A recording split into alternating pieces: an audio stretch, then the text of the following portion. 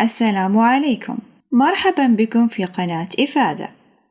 السعال هو رد فعل طبيعي يساعد على تنظيف الممرات الهوائية. السعال الجاف هو السعال الذي لا ينتج عنه مخاط.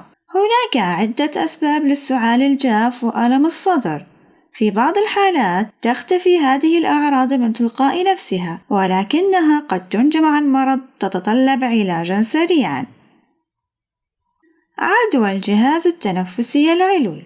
يشمل الجهاز التنفسي العلوي الممرات الأنفية والجيوب الأنفية وجزء الفم الذي يقع خلف الأنف وتجويفه.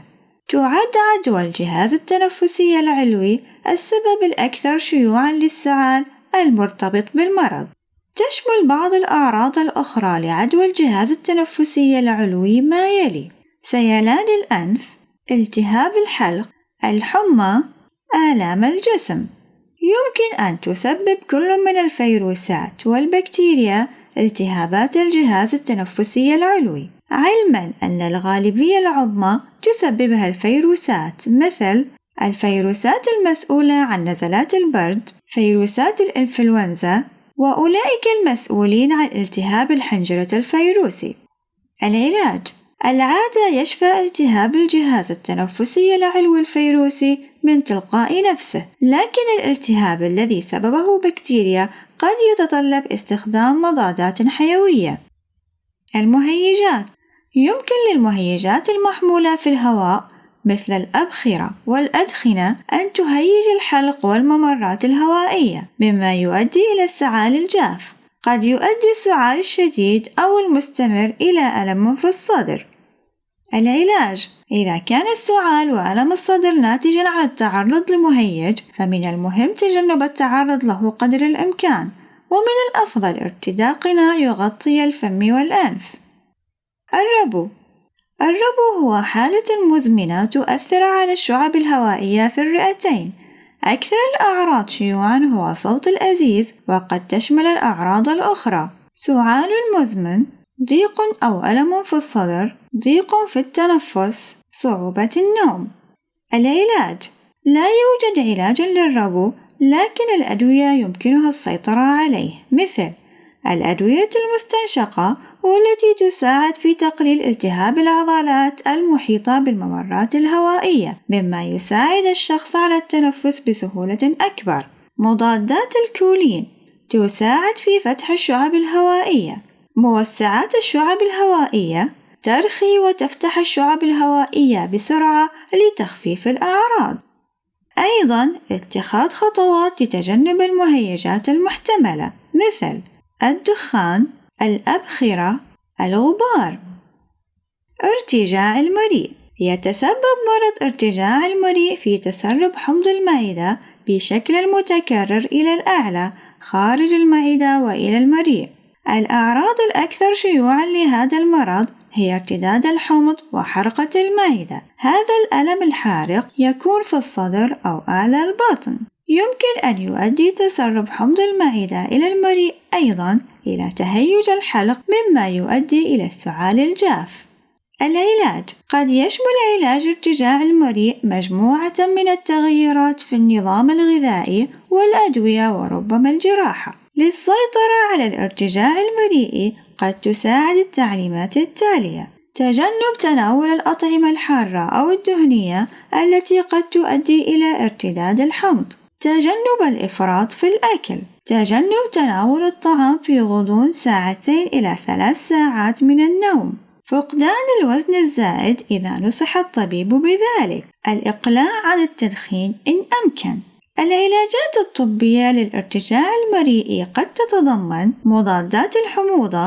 يمكن لهذه الأدوية أن تخفف من حرقة المعدة وأعراض ارتجاع المريء الخفيفة الأخرى. حاصرات H2: هذا الدواء يمكن أن يقلل من إنتاج الحمض. مثبطات مضخة البروتون: يمكن أن يقلل من إنتاج الحمض ويساعد على التئام بطانة المريء. وأدوية أخرى يمكن أن تسرع إفراغ المعدة. أمراض القلب: أمراض القلب مصطلح شامل للعديد من الأمراض. قد لا يدرك الشخص أنه مصاب بمرض في القلب حتى يتعرض لحدث قلبي مثل النوبة القلبية أو قصور القلب.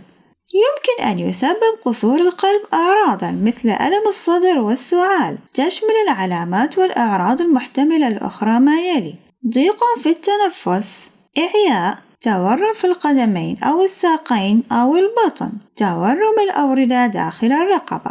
العلاج: يعتمد علاج أمراض القلب على النوع، عادة ينطوي على تناول الأدوية.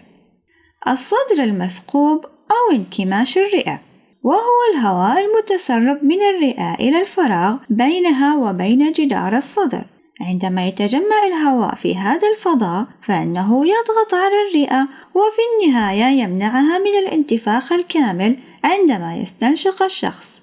يمكن أن تشمل أعراض انكماش الرئة ما يلي: سعال جاف، صعوبة في التنفس، ألم في الصدر عند التنفس، ألم في جانب واحد من الصدر. العلاج: يعتمد علاج الصدر المثقوب على السبب. في بعض الحالات يشفى ثقب الرئة مع الراحة، ولكن يحتاج الطبيب إلى مراقبة الموقف عن كثب. خلاف ذلك قد يحتاج الطبيب إلى إدخال أنبوب في الفراغ بين الرئة وجدار الصدر لتحرير الهواء المحبوس. هذا يقلل من الضغط على الرئة مما يسمح لها بالتمدد. سرطان الرئة: يمكن أن يسبب سرطان الرئة ألمًا في الصدر وسعالًا، تشمل بعض الأعراض الأخرى: ضيق في التنفس، أزيز، التهابات الرئة المستمرة أو المتكررة، التعب أو الضعف، فقدان الشهية، فقدان الوزن غير المبرر، سعال الدم. يجب أن يتلقى الشخص الذي يعاني من أي مما ذكرنا رعاية طبية. سيقوم الطبيب بفحص الصدر وطلب فحوصات تشخيصية. العلاج: تختلف خطة العلاج الصحيحة من شخص لآخر. سيأخذ الأطباء في الاعتبار عمر الشخص، صحتهم العامة، نوع ومرحلة السرطان. تتضمن بعض خيارات العلاج المحتملة ما يلي: جراحة لإزالة الأورام، علاج إشعاعي، العلاج الكيميائي، العلاجات الدوائية المستهدفة، العلاج المناعي. العلاج المنزلي: تتطلب بعض أسباب السعال الجاف المصحوب بألم في الصدر عناية طبية، ولكن قد يتمكن الشخص من علاج الأسباب الأخرى في المنزل.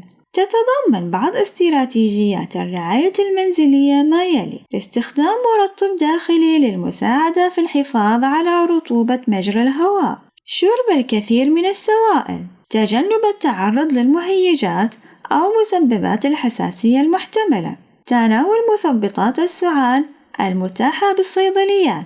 إذا لم يكن للرعاية المنزلية أي تأثير أو إذا استمر السعال لأكثر من بضعة أسابيع عليك الذهاب إلى المستشفى. الوقاية: ليس من الممكن دائما منع السعال، ولكن قد يتمكن الشخص من تقليل مخاطره عن طريق ممارسة النظافة الجيدة للمساعدة في منع الالتهابات الفيروسية والبكتيرية، تجنب المهيجات ومسببات الربو المحتملة، تحديد وتجنب محفزات ارتجاع المريء. للوقاية من أمراض القلب التي يمكن أن تؤدي إلى سعال جاف وألم في الصدر، توصي مراكز السيطرة على الأمراض والوقاية منها بما يلي: الإقلاع عن التدخين، الحفاظ على وزن صحي، القيام بنشاط بدني منتظم، اتباع نظام غذائي متوازن يحتوي على نسبة منخفضة من الدهون غير المشبعة والسكر وغني بالألياف، مراقبة ضغط الدم ومستويات الكوليسترول، وتناول أي أدوية حسب التوجيهات. شاركوا هذه المعلومات أصدقائكم واشتركوا في قناة إفادة حتى تصلكم معلومات مفيدة.